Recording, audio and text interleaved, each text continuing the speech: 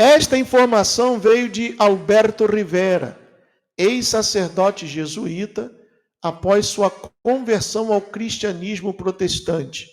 É extraído do livro O Profeta, publicado por TIC Publications. Desde a sua publicação, após várias tentativas mal-sucedidas contra a sua vida, ele morreu repentinamente de intoxicação alimentar.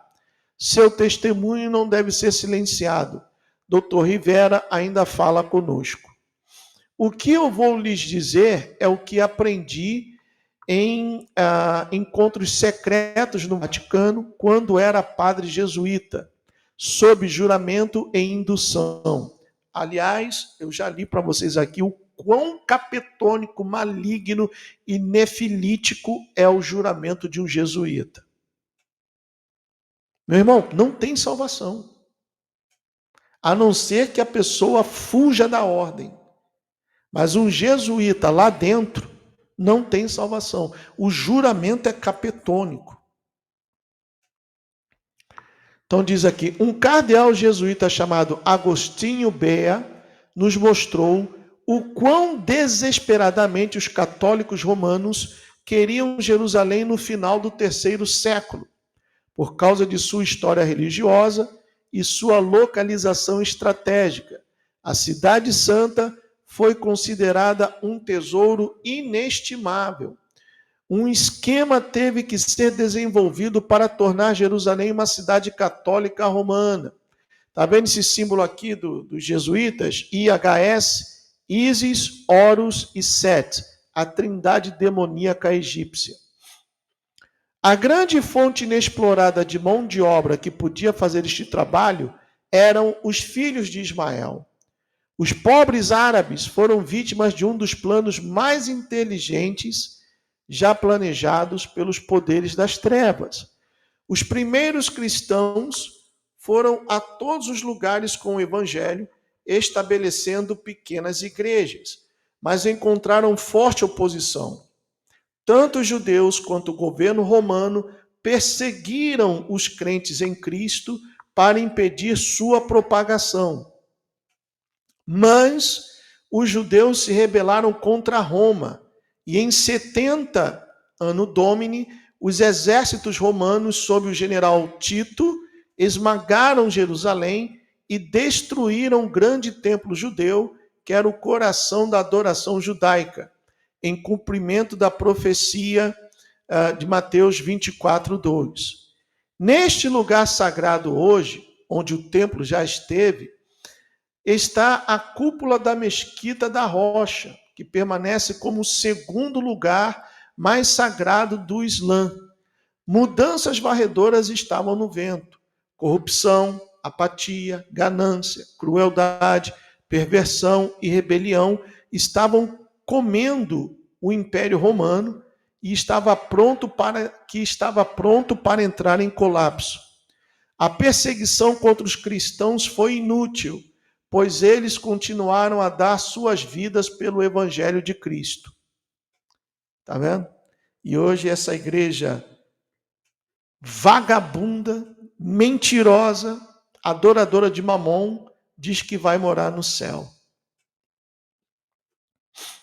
A única maneira de Satanás poder parar este impulso foi criar uma religião falsa de cristãos para destruir a obra de Deus. A solução foi em Roma. Sua religião tinha vindo da antiga Babilônia e tudo o que precisava era de um rejuvenescimento facial. Isso aconteceu durante a noite, mas começou nos escritos dos pais da igreja primitiva. Foi através dos seus escritos que uma nova religião tomaria forma. A estátua de Júpiter em Roma acabou sendo chamada de Santa, de São Pedro. E a estátua de Vênus foi alterada para a Virgem Maria. O local escolhido para sua sede ficava em uma das 7 colinas chamada Vaticanos, o lugar da serpente, onde ficava o templo satânico de Jano. Lembram-se daquele ritual do jubileu, do Chiquinho que abriu as portas? agora podemos dizer do falecido Chiquinho, do Deus Jano, de onde vem o nosso mês de janeiro. Pessoal, está tudo ligado. Aquilo dali é uma habitação de demônios. Sai dela, povo meu. Sai dela. E as filhinhas prostitutas são as igrejas evangélicas que conhecemos hoje. A grande religião falsificada foi o catolicismo romano, chamado Mistério Babilônia a Grande, a mãe das prostitutas e abominações da terra. Apocalipse 17:5. Ela foi levantada para bloquear o evangelho, massacrar os crentes em Cristo, estabelecer religiões, criar guerras e embriagar as nações com o vinho de sua fornicação, como veremos. É o que está escrito em Apocalipse 17. A mulher prostituta, Babel, a grande, vestida de escarlata, que é a cor oficial do Vaticano. As três religiões principais têm uma coisa em comum. Cada um tem um lugar sagrado, onde procuram orientação. O catolicismo romano olha para o Vaticano como a cidade santa. Os judeus olham para o Muro das Lamentações em Jerusalém. E os muçulmanos olham para Meca com sua cidade santa. Cada grupo acredita que recebe certos tipos de bênçãos pelo resto de suas vidas por visitar seu lugar sagrado. No início, os visitantes árabes traziam presentes para a casa de Deus. E os guardiões da Caaba é esse cubo negro aqui, ó, que eles têm que dar 7 voltas ao redor da Caaba, e quando termina a 7ª volta tem que beijar a pedra, que eles dizem que caiu do céu, para ter os seus pecados perdoados. Então, os guardiões da Caaba eram graciosos com todos os que vinham. Alguns trouxeram seus ídolos e, não querendo ofender essas pessoas, seus ídolos foram colocados dentro do santuário. Disse que os judeus olhavam para a Caaba como um tabernáculo periférico do Senhor, com veneração, até que se tornou poluído com ídolos. Aí aqui está a imagem da Caaba, na cidade de Meca. Está aqui. Em uma disputa tribal sobre um poço, Zamzam, o tesouro da Caaba e as ofertas que os peregrinos haviam dado foram despejados no poço e estava cheio de areia. Desapareceu. Muitos anos depois, Adib al-Mutalib recebeu visões dizendo-lhe onde encontrar o poço e seu tesouro. Ele se tornou o herói de Meca, e ele estava destinado a se tornar o avô de Maomé. Antes deste tempo, Agostinho tornou-se o bispo do norte da África e foi eficaz em ganhar árabes para o catolicismo romano, incluindo tribos inteiras. Foi entre esses convertidos árabes ao catolicismo que o conceito de procurar um profeta árabe se desenvolveu. O pai de Maomé morreu de doença, e os filhos nascidos de grandes famílias árabes em lugares como Meca foram enviados para o deserto para serem amamentados e desmamados e passar parte de sua infância com tribos beduínas para treinamento e para evitar as pragas nas cidades. Depois que sua mãe e seu avô também morreram, Maomé esteve com seu tio, quando um monge católico romano soube de sua identidade e disse: leve seu filho, irmão, de volta ao seu país e guarde-o contra os judeus, pois por Deus, se eles o virem e souberem dele o que eu sei, eles interpretarão o mal contra ele.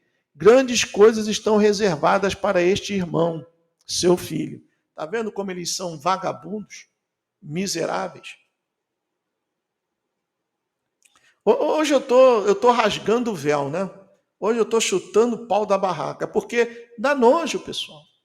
Dá nojo tudo isso. O monge católico romano acendeu as chamas para futuras perseguições judaicas nas mãos dos seguidores de Maomé. O Vaticano queria desesperadamente Jerusalém por causa de seu significado religioso, mas foi bloqueado pelos judeus. Só que agora Israel tem um acordo com o Vaticano. Não, dois. O mais recente é o chamado Nuestra Aetat. Acho que é nossa idade no latim. Outro problema foram os verdadeiros cristãos do norte da África, que pregavam o evangelho. O catolicismo estava crescendo no poder, mas não tolerava a oposição. De alguma forma, o Vaticano teve que criar uma arma para eliminar tanto os judeus quanto os verdadeiros cristãos que se recusaram a aceitar o catolicismo romano. Deixa eu mostrar outra coisa a vocês aqui. Cara, eu vou me lembrando. Deixa eu pegar aqui. Qual é o vídeo?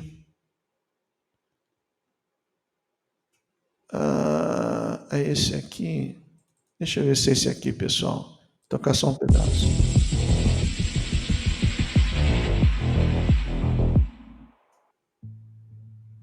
Em 1919. Não, nem esse aqui não. Mas depois eu vou tocar esse aqui também. Já sei onde é que está. Depois eu volto aqui, pessoal. É que eu vou me lembrando e se eu deixar eu acabo esquecendo, porque são informações importantes. Deixa eu trazer aqui. Está aqui. Esse vídeo aqui.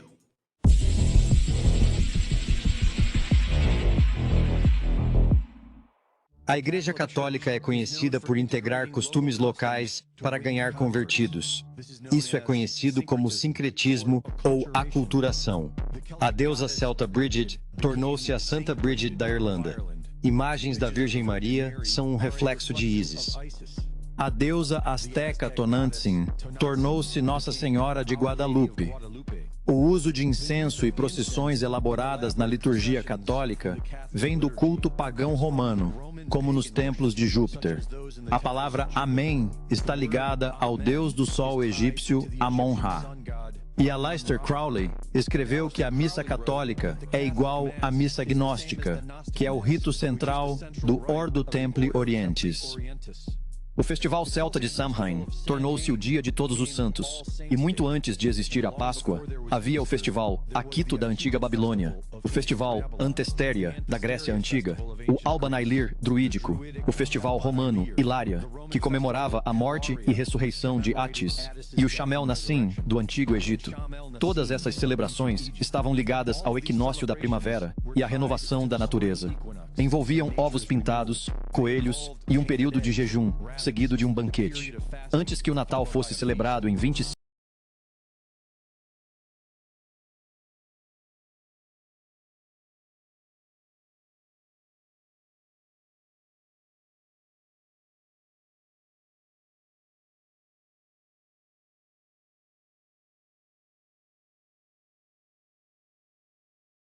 de dezembro, existia o festival pagão romano Saturnália e a festa do Sol Invicto. Estas eram celebrações do solstício de inverno. Sem o Sol, não estaríamos vivos, e assim, a humanidade tem venerado o Sol desde a Babilônia, principalmente durante o solstício de inverno.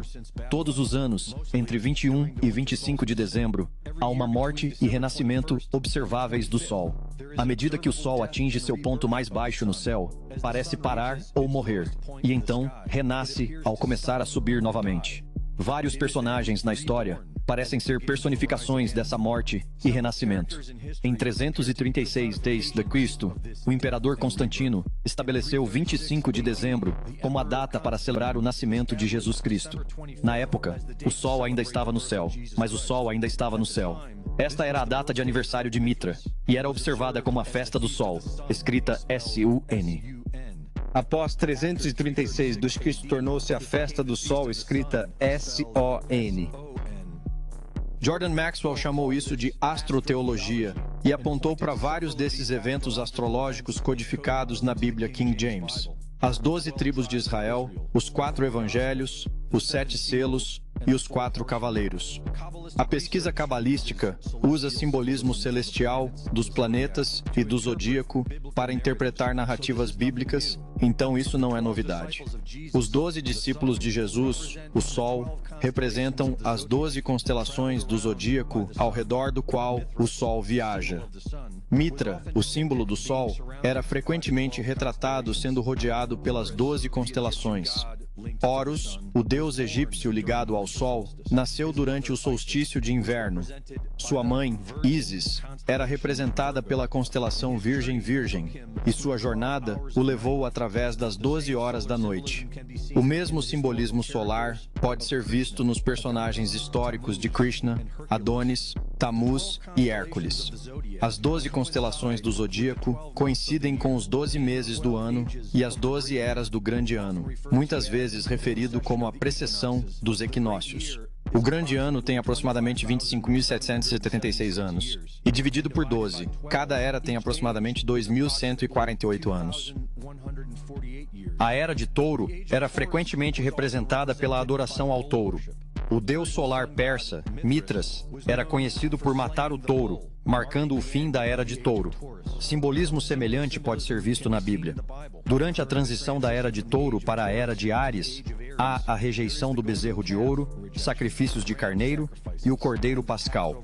De Áries para Peixes, há Jesus como o Cordeiro de Deus, fazendo a transição para o simbolismo do peixe. E de Peixes para Aquário, que é onde estamos agora, há imagens de portador de água em textos proféticos e apocalípticos. A própria cruz é um símbolo solar antigo, com seus 4 braços representando os solstícios e equinócios, que dividem as 4 estações. E o sol na cruz é o sol em seu ponto mais baixo durante o solstício de inverno, antes de subir novamente. Você pode encontrar muito mais desta pesquisa fascinante no trabalho de Jordan Maxwell e Michael Sarian. Greg Reese reportando para você. Tenho o prazer de compartilhar. Eu queria, estava aqui puxando pela minha mente, eu lembro de uma igreja que o pastor estava falando e atrás tinha essa cruz aí, a cruz com um círculo, que simboliza o solstício, e é verdade. Um símbolo pagão dentro de uma igreja. Aí depois esse pessoal quer saber por quê? Por quê? Uai! O número de desigrejados está crescendo, meu irmão. Baby! Querem saber por que o número de desigrejados está crescendo. Porque quem é do Pai, quem realmente teve o encontro com Ele, não aceita essa cafajestagem aí, não. Não aceita essa vagabundagem, não. É o pessoal retardado que diz lá que o Deus do Antigo Testamento é o diabo, é o Crislã, é o sionismo cristão que está de moda agora, é outros aí endemoniados ensinando Cabalá como se fosse evangelho. Mas tudo isso é bíblico. O Pai disse que nos últimos tempos viriam muitos enganadores, muitos falsos profetas, muitos falsos pastores. Porque eles têm necessidade de criar uma novidade, um outro bezerrinho. E estão usando esse moleque aí que não sabe nem se limpar direito, o trombadinha do Pix, que tem só 15 anos, está pedindo R$1.000. Quando chegar a 20 anos, ele vai pedir de 10 mil para cima. Portanto, meu amigo, leia a sua Bíblia. Leia a sua Bíblia. Porque quando você abre a sua Bíblia, o Pai fala contigo. Eu estou mostrando a você hoje, especialmente hoje, para ser sincero, eu tinha em mente fazer essa live, mas com outro espírito. Com outro espírito. E, sinceramente, vocês que estão aqui desde o início, comecei rindo com o resumo da história dos vagabundos dos papas, comecei rindo aqui pra caramba, mas agora eu estou irritado. Eu estou irritado porque, infelizmente, tem muitas almas sendo enganadas. Muitas almas sendo enganadas. E tem muitos sem vergonha, safados mesmo. A palavra correta é safados, que se aproveitam da pouca cultura das pessoas, da ignorância das pessoas, para ganhar dinheiro. Por isso eles são adoradores de Mamon. Por isso eles são adoradores de Mamon. Você consegue imaginar assim, e Yeshua pedindo R$1.000, se ele estivesse hoje entre nós? Quem vai fazer a campanha? Eu quero 10 pessoas com... Isso é um assinte, é um abuso, é um crime. Eu quero 10 pessoas com R$1.000 aqui agora. É um assinte, pessoal. É um abuso isso. Eu estou esperando pacientemente, mordendo a minha língua, porque já vem aí o 8º rei, o falso profeta, que vai preparar o caminho para a aparição do anti-Mashiach. Aparecendo o anti-Mashiach, ninguém vai subir, que é outra mentira. Ninguém vai subir. No mesmo dia, eu peço até, se eu estiver trabalhando, eu peço até, me dá o day off, o resto do dia off. Eu peço o resto do dia off só para abrir uma live, vou ler nome por nome de todos vocês, enganadores que se utilizam das Sagradas Escrituras e estão mentindo, iludindo, enganando as pessoas. Porque os primeiros cristãos não criam assim. Não criam. Essa coisa de arrebatamento pré-tribulacional tem pouco mais de 200 anos. 250, se muito. Um pouco mais de 200 anos. Eu vou citá-los nominalmente. E vou falar, agora vai lá no canal do pastor.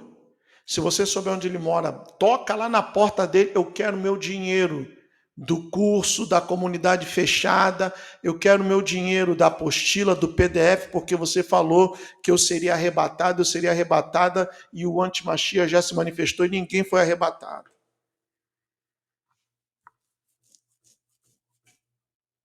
Porque é um esculacho, pessoal. O nosso país está indo para o buraco. Daquela questão que foi levantada aqui. Pessoal, sinceramente, eu não consigo entender. Não consigo entender. Por quê? Por quê? Porque o Brasil é o único país que está insistindo com essa bosta dessa terapia genética nas crianças. Eu não consigo entender. Se alguém puder, por favor, eu tenho a cabeça grande, o teto está ficando branco, 60 anos, eu não consigo entender. Se alguém puder me explicar o porquê, me der uma razão. Está todo mundo rejeitando essa porcaria, mas o Brasil não, nós queremos. Nós queremos. Aí vem aquele maçom do Abner Ferreira. Se quando começar a vender, eu vou tomar aqui, na hemorroida, na cabeça, no cérebro, na rótula, na virilha. Tome em tudo quanto é lugar. Você, o teu pai, o cacique velho, o maçom do teu irmão também. Mas deixa o povo livre. Deixa o povo livre. Eu não consigo entender, pessoal. Porque o Brasil está insistindo nisso. Deixa eu só mostrar aquele vídeo que eu falei, não, esse daqui eu vou tocar depois, porque domingo foi o aniversário do Bigode Proxeneta, e no X e também no Telegram, vários grupos celebraram o aniversário do cara. Vários grupos celebraram o aniversário do cara. Incrível, mano. É incrível. Cadê? Aqui, ó. Aqui. Eu vou ter respeito com um cara desse, cara? Não dá. Não dá para respeitar, não, meu amigo. Eu tô com o meu medidor de bosta já passou da minha cabeça. Não dá para respeitar um cara desse. Não venha me falar que um cara desse é um homem de Deus. Não dá. Não dá, cara. Não dá, por favor, me desculpe, mas não dá, não.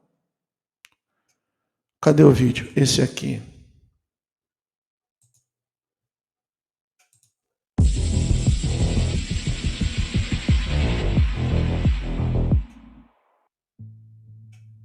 Em 1919, as sociedades secretas alemãs Thule Gesellschaft e a Sociedade Vril se uniram oficialmente para fazer contato e formar uma aliança com a antiga raça ariana. Eles supostamente tiveram sucesso e adquiriram informações sobre um sistema de propulsão exótico que entregaram aos engenheiros alemães. Em 1923, o engenheiro alemão Hermann Oberth publicou um livro sobre o desenvolvimento de espaçonaves intitulado The Rocket to the Planetary Spaces e fundou a Sociedade de Viagens Espaciais em 1927. Wernher von Braun foi um membro fundador. Hermann Oberth afirmou que ele e sua equipe foram ajudados por pessoas de outros mundos e, em 1939, os alemães começaram a explorar a Antártida. Documentos encontrados após a guerra mostram uma tecnologia exótica sendo desenvolvida em segredo conhecida como D-Glock, relatada por afetar o campo espacial temporal ao seu redor. Em 1945, 2 submarinos alemães foram capturados na costa de Mar del Plata, rumo à Antártida. Foi encontrado um mapa com instruções para uma base subterrânea. Em 1946, a Marinha dos Estados Unidos lançou a Operação High Jump, uma operação militar classificada sob o disfarce de uma exploração científica. Foi abruptamente encerrada e, no retorno, o almirante Richard Byrd disse à imprensa chilena que os Estados Unidos deveriam adotar proteção contra a possibilidade de uma invasão vindo das regiões polares. Em 1947, um disco voador caiu em Roswell, Novo México. Semanas depois, a Lei de Segurança Nacional foi promulgada e a CIA foi criada. Em 1952, OVNIs foram relatados em Washington, D.C. Caças foram enviados, mas não conseguiram alcançá-los. Os operadores de radar estavam convencidos de que os alvos eram objetos metálicos sólidos. Em 1958, a NASA foi fundada com Wernher von Braun desenvolvendo foguetes e 2 anos depois tornando-se diretor da NASA. Em 1959, o Tratado da Antártica foi assinado por 12 nações, proibindo militares, corporações privadas e o público em geral ao sul do paralelo 60, sem permissão expressa dos países signatários. Em 2024, o ex-funcionário da Raytheon, Eric Hecker, afirmou que existem armas exóticas de destruição em massa na Antártica. Eu tenho a entrevista desse cara onde ele fala dos neutrinos. Existem, embutidos no gelo, o que são chamados de módulos ópticos digitais, os DOMs. Eles têm aproximadamente o tamanho de uma bola de basquete. O array embutido no gelo é de 1 quilômetro por 1 quilômetro por 1 quilômetro. É o maior telescópio do mundo. E agora por que provamos que pode transmitir? É o maior sistema de armas de energia dirigida do mundo. É responsável pelos terremotos em Christchurch, Nova Zelândia, no início de 2011. E justamente ontem, o oficial do governo Trump, Michael Kratios, disse que nossas tecnologias nos permitem manipular o tempo e o espaço e causar coisas de crescer. Nas últimas décadas, a América tornou-se complacente, esquecendo os antigos sonhos de construir um futuro maravilhoso. Mas sabemos que o espírito pioneiro americano ainda procura explorar infinitas fronteiras. Nossas tecnologias e o que fazemos com elas serão ferramentas com as quais manifestaremos o destino do nosso país neste século. Nossas tecnologias nos permitem manipular o tempo e o espaço. Elas eliminam a distância, causam o crescimento das coisas e melhoram a produtividade. Reportagem de Greg Reese. Olha que coisa, pessoal. Os Estados Unidos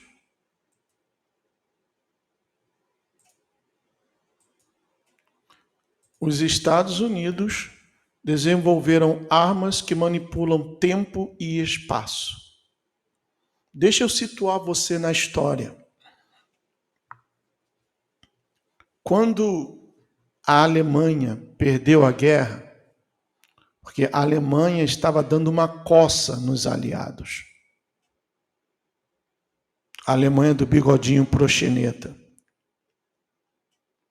Eles tinham o U-Boat, que era um submarino, que ficava 2 horas sem vir à superfície, e os aliados não tinham essa tecnologia. E só o U-Boat acabou com toda uma esquadra do Reino Unido. Então, os alemães disseram para os aliados o seguinte: olha, vamos acabar com a guerra, não vamos tomar terra de ninguém, cada país vai ficar com o seu território, porque já morreu muita gente, vamos parar com isso. Aí o que aconteceu? Pessoal lá do Reino Unido, os CEO, né? Não é CEO não, CEO não é animal que está no cio não, eu estou falando abreviado. Os CEO disseram assim: não aceitem a oferta de rendição não, nós vamos trazer os Estados Unidos para essa guerra, porque até então os Estados Unidos estavam neutros, país crescendo, a produção industrial, nós vamos trazer os Estados Unidos. Aí os CEO, que tinham acesso ao presidente americano na época, acho que era o Truman, disseram o seguinte: não é o CEO não, CEO de sionista, pessoal, pronto, falei, CEO de sionista. Eles tinham acesso ao Truman e disseram: olha, nós sabemos o que você anda fazendo, você anda dando as suas puladas de cerca, você é casado e tem uma amante. Se você não colocar os Estados Unidos na guerra para ajudar os aliados, nós vamos espalhar essa notícia e mostrar quem é a sua amante. Aí o que o boneco fez? Meteu os Estados Unidos na guerra. Os Estados Unidos, juntamente com os aliados, deram uma costa na Alemanha. A Alemanha teve que se render.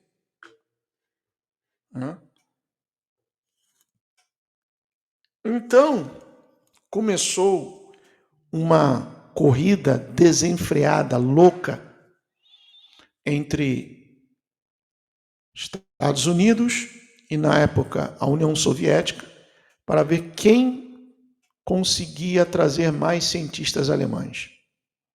Nazistas, todos nazistas. Mengele, Himmel, Hammer, a tribo toda, né? E os Estados Unidos trouxeram vários, com nova identidade, novos passaportes, nomes americanos. Uma parte foi para a NASA, outra parte foi para a CIA. Na NASA, eles fizeram aquela falsa chegada do homem à Lua e estão criando um montão de coisas aí. Inclusive, eu até mostrei ontem o vídeo do ritual que foi a suposta viagem ao espaço daquelas mulheres com a Katy Perry mostrando a borboleta, que é o símbolo do projeto Monarca. Então, pessoal, esses cientistas também, porque a Alemanha era a nação que tinha a tecnologia de ponta. Esses cientistas aqui nos Estados Unidos começaram a criar projetos. Por exemplo, o B-2, o avião que é um bombardeiro nuclear, que nenhum radar no mundo consegue detectá-lo, por causa do formato da asa e do revestimento que o cobre, o formato da asa é uma letra W, o B-2 é um projeto alemão. Agora, a Alemanha foi a primeira nação que abriu uma base militar na Antártida.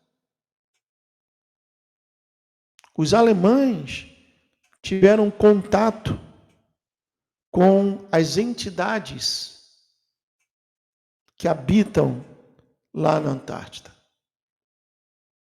que supostamente os primeiros anjos caídos, os 200 que desceram, né, Samyaza e outros, estão presos lá na Antártida.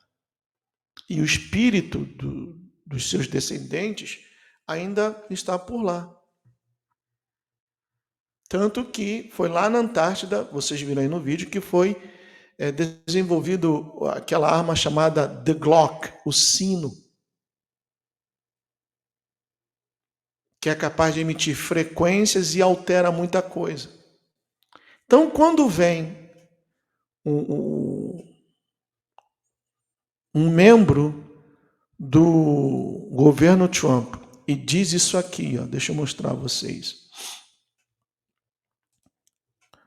Diz isso aqui, ó. Cadê? Aqui, ó. Deixa eu colocar em português. Governo dos Estados Unidos anuncia que alcançou a capacidade de manipular espaço e tempo com novas tecnologias. Eu pergunto a vocês, essas novas tecnologias, porque está no plural, está ali, ó, com novas tecnologias. Essas novas tecnologias são humanas? Não, não são. Então, com quem o governo dos Estados Unidos está tratando, está lidando? Com entidades. E não somente os Estados Unidos, Israel também. O ex-chefe do programa espacial de Israel disse isso. Ele afirmou que tanto Trump quanto Benjamin Netanyahu sabem de vida existente fora da Terra. Aí a gente vê Apocalipse 9, que diz que uma estrela caída do céu, que é o Apolion ou Abaddon, e que lhe será dada uma chave para abrir o abismo. Liga uma coisa com a outra.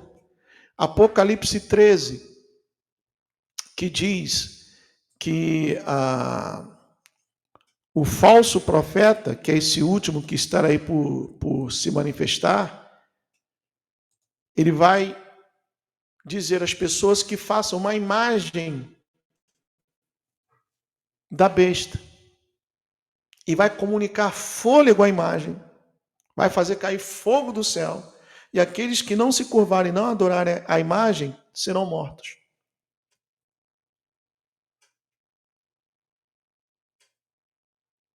E tem gente dando R$1.000 nas mãos de um moleque que não sabe nem limpar o furico direito e fala, eu não sou pregador, eu sou profeta. Aí é para acabar, meu amigo. É para acabar. Vem tsunami, vem terremoto, vem aquilo que está para vir do espaço que o pessoal anda falando aí, vem também, vem tudo, porque está esquisita a coisa.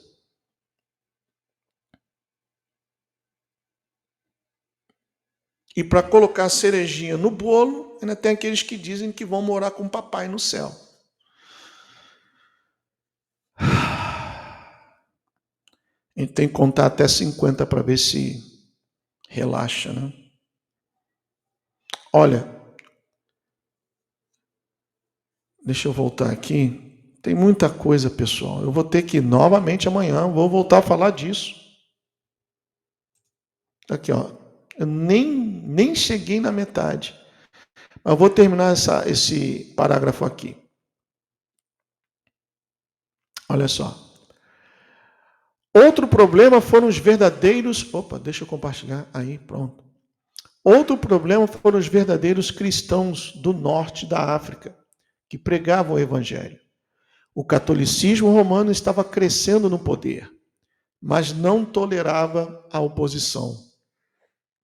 De alguma forma, o Vaticano teve que criar uma arma para eliminar tanto os judeus quanto os verdadeiros cristãos que se recusaram a aceitar o catolicismo romano.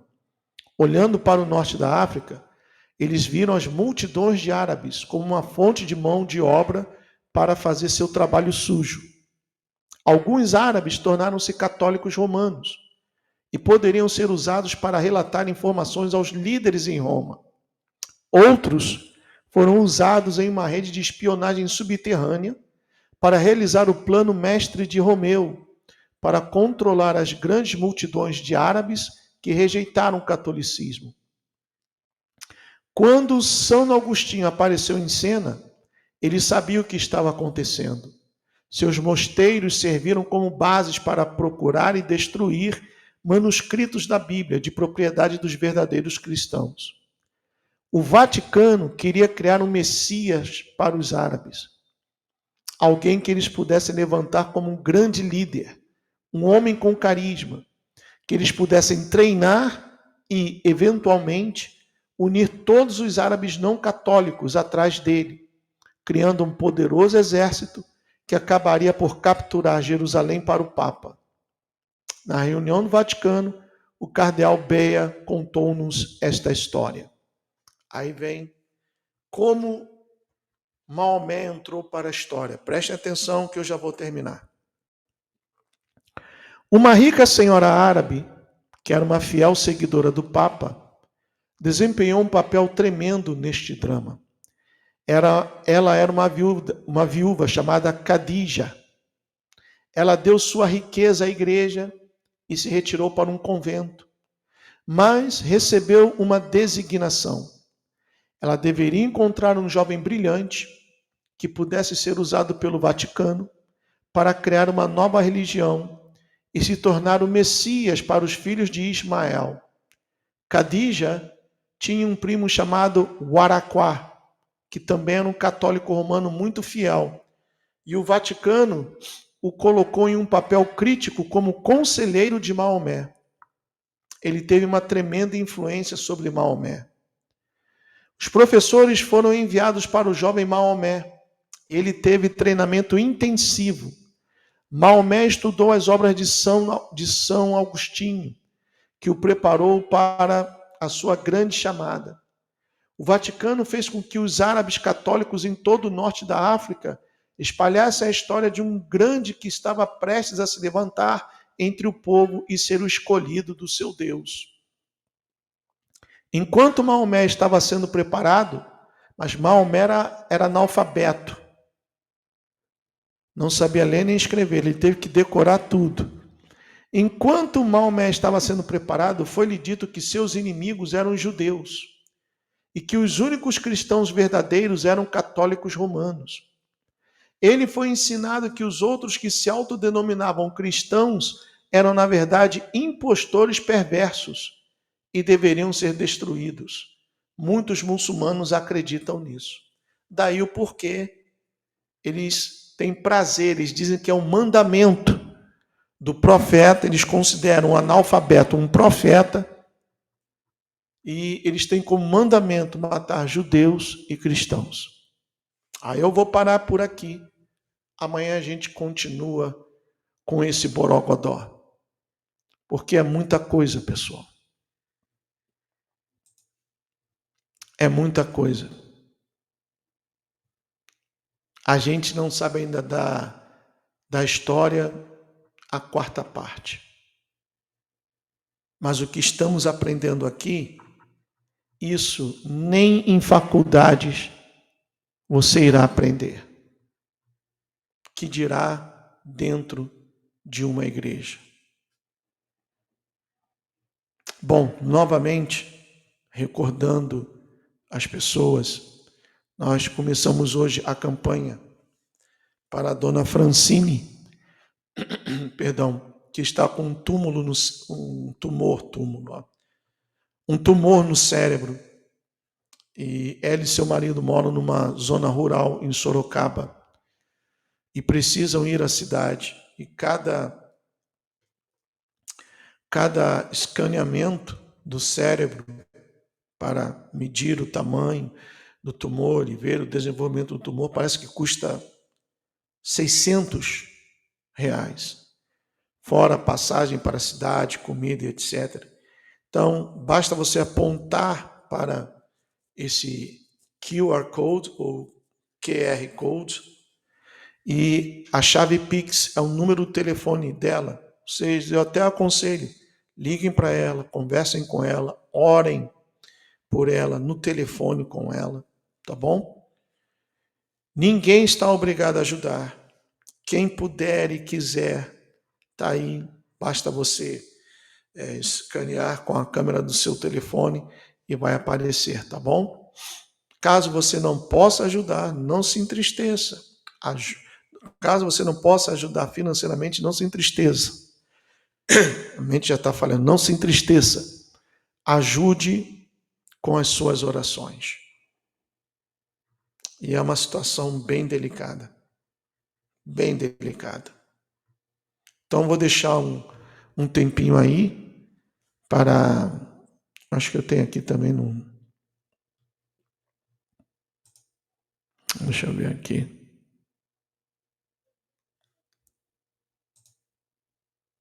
Não, não é nesse aqui não. É esse aqui. Aqui também, ó. Basta escanear que vocês poderão, caso queiram, fazer a doação. Vou deixar um tempinho aí. A Vânia também está colocando as informações. Quem não quiser escanear com o telefone, pode anotar aí as informações que a Vânia está disponibilizando. Tá bom? Vou esperar um pouquinho para quem quiser fazer a sua doação. E caso você não possa, nós entendemos, sabemos da situação do país, o mar não está para peixe,